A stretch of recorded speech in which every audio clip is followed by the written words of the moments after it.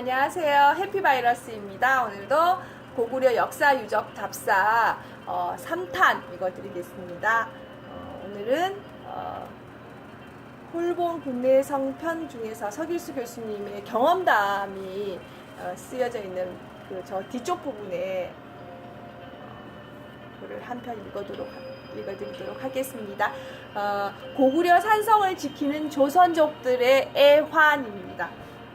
나통산성 답사가 예상했던 것보다 시간이 많이 걸려 삼통하를 건널 때는 이미 해가 뉘엿뉘엿 서산으로 넘어가고 있었다고 선생의 안내를 받아 고구려 무덤이 있다는 곳에 왔을 때는 이미 땅거미가 거의 다져 간신히 몇 군데를 확인하였다. 고 선생이 말하는 고구려 무덤은 대형 고인돌로 고구려 무덤 때 같지는 않았지만 언젠가 전문가와 함께 제대로 조사해보고 싶은 곳이다. 산성진에서도 똑같은 경우가 있었기 때문이다. 이제 정말 긴 하루 일정을 마치고 가벼운 마음으로 오늘의 숙소로 돌아간다. 오늘의 숙소는 경기촌이다. 이곳 나통산성 주위는 일제강점기에 일본 제국주의가 많은 조선 사람들을 집단으로 강제 이주시킨 곳으로 조선족들은 항무지 개간하여 자기 땅처럼 살고 있다. 그때 함께 이주한 출신지에 따라 경기촌, 전라도촌, 벽동촌, 초산촌 등이 군락을 이루고 있는 곳이 강가점 조선족 향이다. 만주에 간 우리 동포는 모두 생활이 어려워 새 땅을 찾아가거나 독립운동을 하러 간 이들의 후예들이라고만 알았는데 여기서 처음으로 이민 온 동포들을 만나게 된 것이다. 일본이 당시 우리 민족을 만주로 집단 이주시킨 이유는 두 가지다. 하나는 만주의 황무지를 개간하려는 것이고 다른 하나는 조선 사람을 이용해 중국인을 누르기 위해서였다. 1등 국민 일본, 2등 국민 조선, 3등 국민 중국이란 차별을 했던 것이다. 바로 이 일 때문에 해방 뒤 조선족은 일본의 앞잡이라고 하여 중국인들로부터 엄청난 핍박을 받았다고 한다. 자기 땅처럼 살고 있다는 말은 이방인들이 없기 때문에 옛날 한반도에서 살던 그대로 산다는 뜻이다. 특히 나이 많은 분들은 중국어도 못하고 고향 사투리를 그대로 사용하고 있어 경기촌에 가면 경기도이고 전라도촌에 가면 전라도이고 벽동촌이나 초산촌에 가면 평안도 그대로라고 한다. 하나의 통일된 민족으로 모여 사는 것이다. 경기촌에서는 모두 경기도 말을 쓰기 때문에 중국과 한국의 교류가 빈번해지자 한때 북경대, 연변대, 조선어과에서 이곳에 와 남한 표준말을 배워갔다고 한다. 이곳은 김문자 씨와 그녀의 친구가 문화대 혁명, 하방살이를 했던 곳이라 고향에 가는 것처럼 좋아했다. 그런데 고구려 무덤을 찾아 떠날 때부터 차가 말썽을 부리기 시작했다. 핸들이 오른쪽으로만 돌고 왼쪽으로 꺾이지 않아 기듯이 동네 입구까지는 갔는데 큰 길에서 경기촌으로 들어가는 입구에서 차가 도랑에 빠져 꼼짝하지 않는 사고가 일어난 것이다. 동네 사람들이 딸딸이와 소를 가지고 와 우리 차를 꺼냈을 때는 이미 밤 11시가 훨씬 넘은 시간이었다. 기다리느라 추운 것도 참기 어려웠지만 오후 늦게부터 우리만 기다리다 끝내 헤어진 경기촌 노인들한테 참 미안했다. 촌장 집에서 늦게나마 저녁 식사를 하고 그 집에서 신세를 졌다.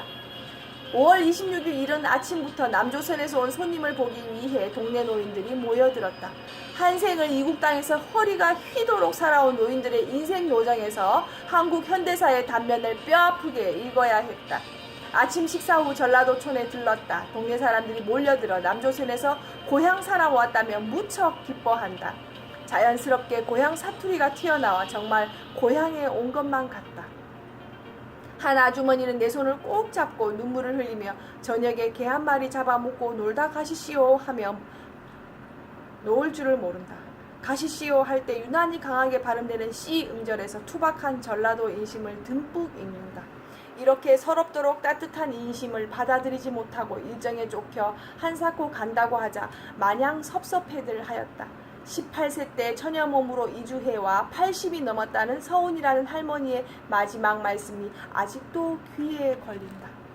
내가 죽은 뒤라도 꼭 한번 와서 놀다 가시시오. 유하에서 위산시와 둘이서만 희남을 거쳐 반석으로 향했다. 이 길이 바로 고구려가 부여를 평정하러 갔던 길이기 때문이다. 반석에 들어가기 직전 보산에서 고구려 때 쌓았다는 성자구와 지방구, 산성을 보았는데 자연지형을 이용하여 간단히 입구만 쌓은 작은 성이었다. 기차 시간이 늦었으나 다행히 기차가 연착해 길림행 열차를 탈 수 있었다. 컴컴한 밤에 길림에 도착했다. 길림은 현재까지 발견된 고구려 산성 가운데 가장 북쪽에 있는 용담 산성이 있는 곳이다. 고구려 동북쪽 이야기는 다음 책에서 따로 쓰려고 한다. 오늘도 정말 긴 여행이었다. 길림에서 게장국 한 그릇 먹고 최근 유행하는 값싼 개인여관에서 1박한다. 내일은 또 어디로 떠날 것인가. 이게 고구려 유적답사의 마지막 그 내용이었고요. 지금 사진을 보시면 그분들하고 찍은 사진이 보이시죠? 여기 할머니도 보이시고요. 이런 식으로. 보니까 좀 마음이 좀 아파요. 고향 사람 왔다고 18살 때 천연몸으로 이주해 와서 80이 넘었다고 하시니까 지금은 아마 돌아가셨겠네요. 이 책이 지금 98년도에 지은 책이니까 2008 지금 20년이 지금 넘었잖아요. 20년째니까 아이고야 할머니 돌아가셨겠네.